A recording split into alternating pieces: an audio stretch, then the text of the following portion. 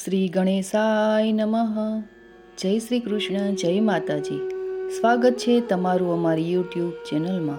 મિત્રો, આજના આ વિડીયોમાં આપણે જોઈશું ચામુંડા માનું વ્રત કેવી રીતે કરવું તથા તેની વિધિ અને મહાત્મ્ય વિશે. આપને જો આ વિડીયો પસંદ આવે તો વિડીયોને લાઈક કરજો, શેર કરજો અને આપ જો અમારી ચેનલ ઉપર નવા હો તો અમારી ચેનલને સબસ્ક્રાઈબ કરી બાજુમાં આવેલા બેલ આઇકનને જરૂરથી પ્રેસ કરજો, જેથી કરીને નવા વિડીયોની માહિતી આપ સુધી તુરંત જ પહોંચી શકે. ધન્યવાદ. ચામુંડા માનું વ્રત. મા ચામુંડાનું 9 રવિવારનું વ્રત હોય છે. આ વ્રત કારતક કે ભાદરવા મહિના સિવાયના કોઈ પણ માસથી શરૂ કરી શકાય છે. કોઈ પણ માસના પ્રથમ રવિવારે સૂર્યાસ્ત થયા પછી એક બાજોઠ કે પાટલા ઉપર લાલ વસ્ત્ર પાથરી એના પર 3 મુઠ્ઠી ચોખા કે ઘઉં મૂકી એના પર મા ચામુંડાની છબી મૂકવી. માની સ્થાપના બાદ માને ચાંદલો કરી અક્ષતથી વધાવવા. ઘીનો દીવો પ્રગટાવી જમણા હાથે એટલે કે આપણા ડાબા હાથે પાટલા પર મૂકવો.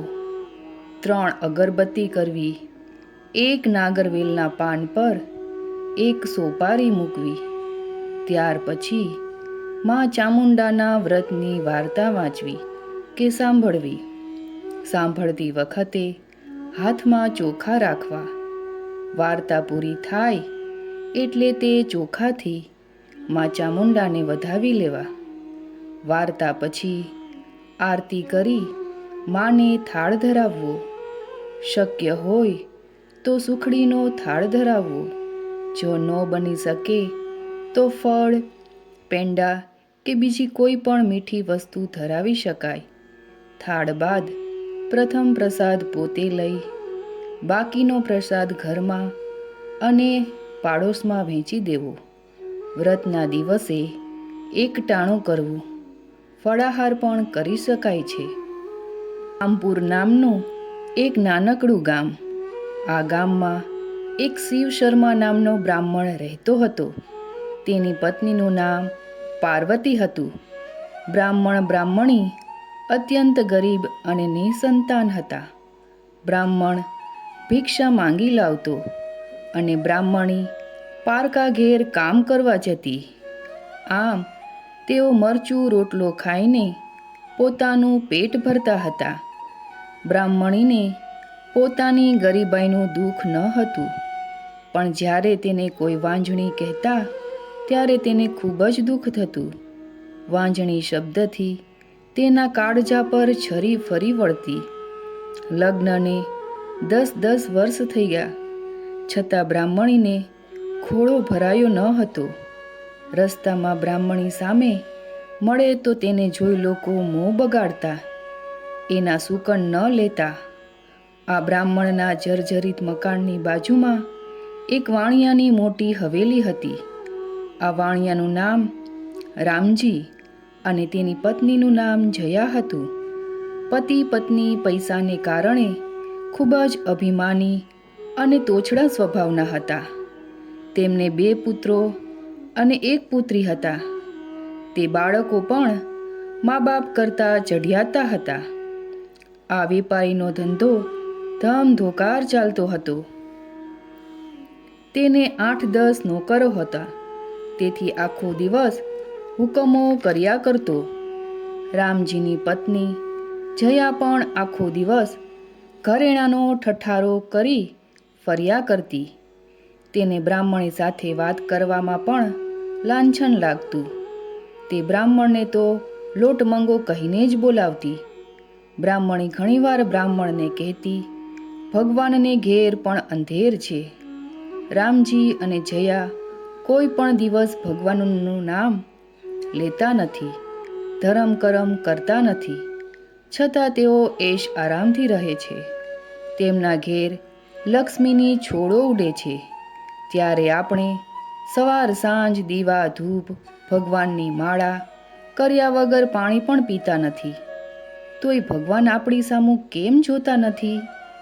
ત્યારે બ્રાહ્મણ કહેતો, જેવા જેના ભાગ્ય, આમ કહી તેને આશ્વાસન આપતો.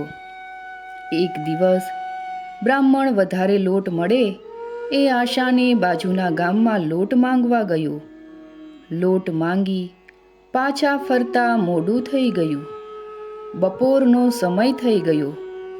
ઉનાળાના ધોમધખતા બપોરે ઉઘાડા પગે ચાલવાથી બ્રાહ્મણને તાવ ચઢી ગયો.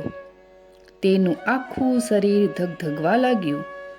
બ્રાહ્મણીએ તો તરત જ મીઠાના પાણીના પોતા મૂક્યા, પણ તાવ ઉતર્યો નહીં. ડાક્ટરને બોલાવી શકાય તેટલા પૈસા ન હતા. છેવટે તાવ વધી જતા તાવ મગજમાં ચઢી ગયો અને બ્રાહ્મણ જેમ તેમ બકવા લાગ્યો. બ્રાહ્મણી તો બિચારી ગભરાઈ ગઈ. તે માન અપમાનની પરવા કર્યા વગર બાજુમાં આવેલા રામજી વાણિયાને ઘેર ગઈ. આ સમયે રામજી અને જયા હિંચકા પર હિંચતા હતા.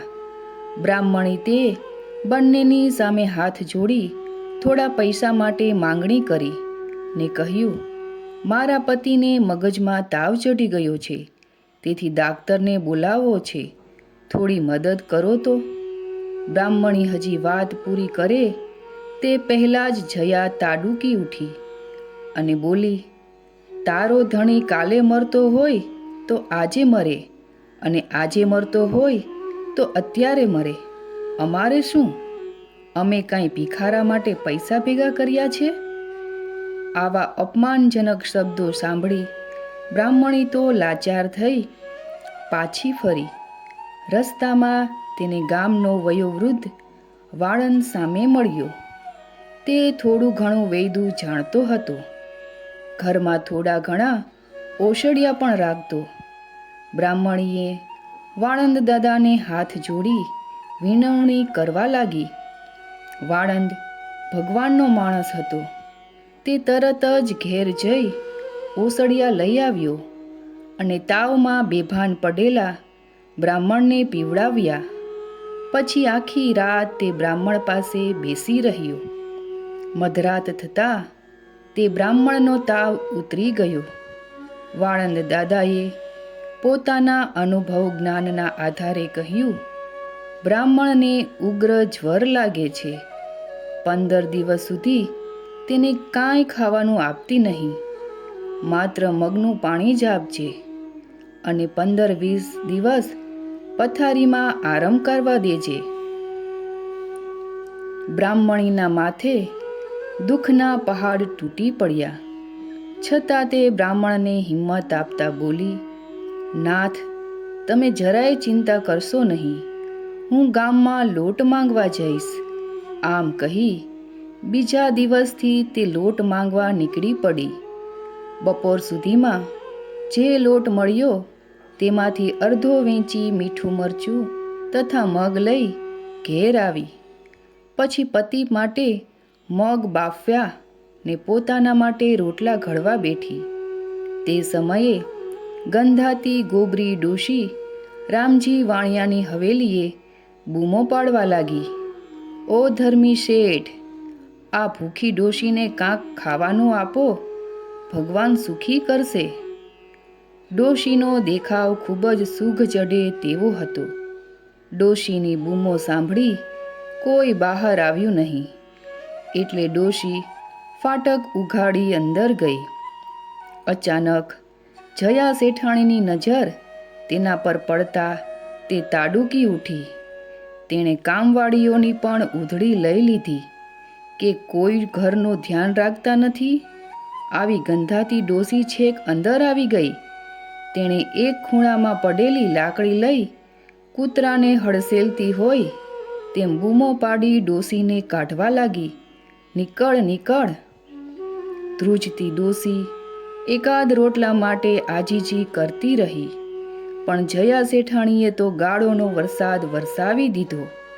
તેણે ડોશીને ધક્કા મારીને બહાર કાઢી ફાટક બંધ કરી દીધી. જયાનો ઊંચો અવાજ સાંભળી રોટલા ઘડતી બ્રાહ્મણી બહાર આવીને જોવા લાગી. તેણે લાકડીને ટેકે ટેકે માંડ માંડ ચાલી આવતી ડોશીને જોઈ. તેણે ડોશીને બોલાવી પોતાના ઘરના ઓટલે બેસાડી રોટલો, છાશ અને મરચું આપ્યા. ડોશી તો આખો રોટલો ખાઈ ગઈ, પણ તેણે બીજા રોટલા માટે માંગણી કરી. બ્રાહ્મણી મૂંઝવણમાં પડી ગઈ, કારણ હવે માત્ર એક જ રોટલો હતો.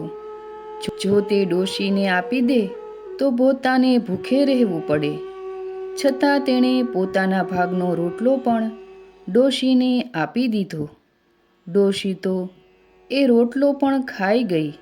પછી પેટ પર હાથ ફેરવતા બોલી, દીકરી, જેમ તે મારું પેટ ઠાર્યું તેમ માં ચામુંડા તારું પેટ ઠારશે. તું માં ચામુંડાના 9 રવિવારનું વ્રત કર. માં ચામુંડા તારી મનોકામના જરૂર પૂરી કરશે.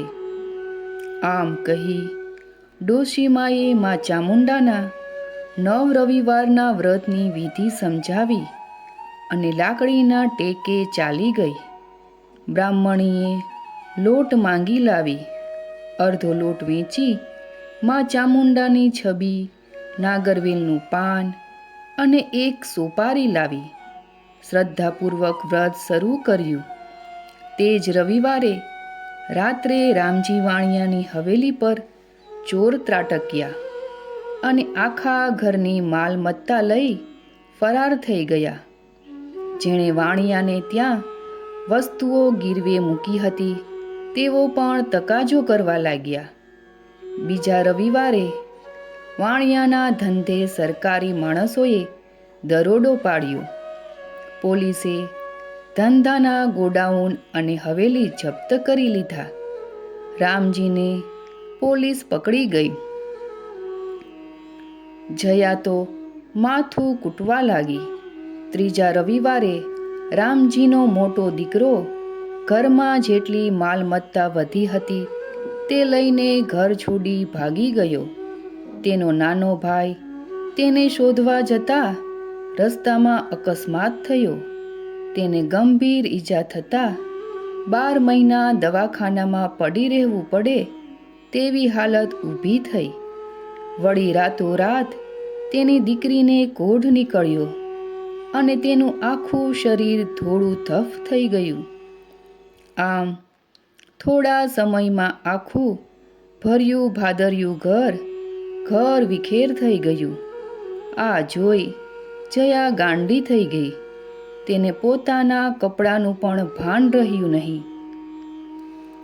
આ બાજુ બ્રાહ્મણી જેમ જેમ રવિવારનું વ્રત કરતી ગઈ તેમ તેમ તેની દશા વળતી ગઈ.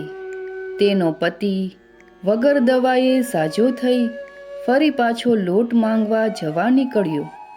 9 રવિવાર પૂરા થતાં બ્રાહ્મણીએ પૂર્ણ શ્રદ્ધાથી વ્રતનું ઉજવણું કર્યું. મધરાત થતાં બ્રાહ્મણીને સપનામાં પેલી ગંધાતી ગોબરી ડોશી આવી. બ્રાહ્મણી કાંઈક કહે તે પહેલાં જ ડોશીએ પોતાનું અસલ સ્વરૂપ ધારણ કર્યું. તે બીજી કોઈ નહીં પણ સાક્ષાત માં ચામુંડા હતા. ચામુંડા માના અદ્ભુત અને અવલૌકિક સ્વરૂપના દર્શન કરી બ્રાહ્મણી કૃતાર્થ થઈ ગઈ. માં ચામુંડા બોલ્યા, બેટી, તે પૂર્ણ ભક્તિભાવથી મારું વ્રત કર્યું છે. હું તારા પર પ્રસન્ન થઈ છું. તારા ઘરના જમણા ખૂણે ખાડો ખોદજે. તારી 7 પેઢીઓ ખાય તો પણ ન ખૂટે તેટલું ધન તને મળશે. બ્રાહ્મણી સપનામાં જ બોલી, માં ચામુંડા, તમે જો મારા વ્રતથી ખરેખર પ્રસન્ન થયા હો તો મને સંતાન સુખ આપો. મારું વાંજ્યા મેણું ટાળો. દીકરી, તારા પૂર્વજન્મોએ કારણે તારે 7 ભવ સુધી વંધ્યત્વ ભોગવવાનું હતું, પરંતુ મારા વ્રતના પ્રભાવે તારા તમામ પાપોનો ક્ષય થયો છે. તને સર્વગુણ સંપન્ન પુત્ર થશે. દીકરી, હજુ પણ કાંઈ જોઈતું હોય તો માંગી લે. માં, તમે તો દયાના સાગર છો. અજાણતા રામજી અને જયા બહેનથી જે અપરાધ થયો છે તેની ક્ષમા આપો. ચામુંડામાં બોલ્યા, દીકરી, કરેલા કર્મો સૌએ ભોગવવા પડે છે. છતાં તું મારા નામનો પ્રસાદ જયાને ખવડાવજે, જેથી તેનું ગાંડ પણ દૂર થશે. પછી તેને તું મારું વ્રત કરવાનું કહેજે, જેથી સૌ સારાવાના થશે. આમ કહી ચામુંડામાં અંતર્ધ્યાન થઈ ગયા.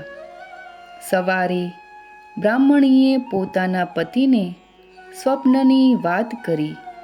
ઘરના જમણા ખૂણામાં ખોદ્યું તો હીરા, મોતી અને સોના મહોરોથી ભરેલા ચરુ મળી આવ્યા. રાતોરાત બ્રાહ્મણ કરોડપતિ બની ગયો. એણે રામજી શેઠની હવેલી ખરીદી લીધી. ત્યાં સદા વ્રત ચાલુ કર્યું. બ્રાહ્મણીએ જયાને માં ચામુંડાનો પ્રસાદ આપ્યો એટલે તે સાજી થઈ ગઈ. તેણે જયાને પોતાના ઘેર રાખી માં ચામુંડાનું વ્રત કરાવ્યું. હવે જયાની શાન ઠેકાણે આવી ગઈ. તેનું બધું જ અભિમાન ઉતરી ગયું. બ્રાહ્મણીએ જયા પાસે વ્રતનું ઉજવણું કરાવ્યું.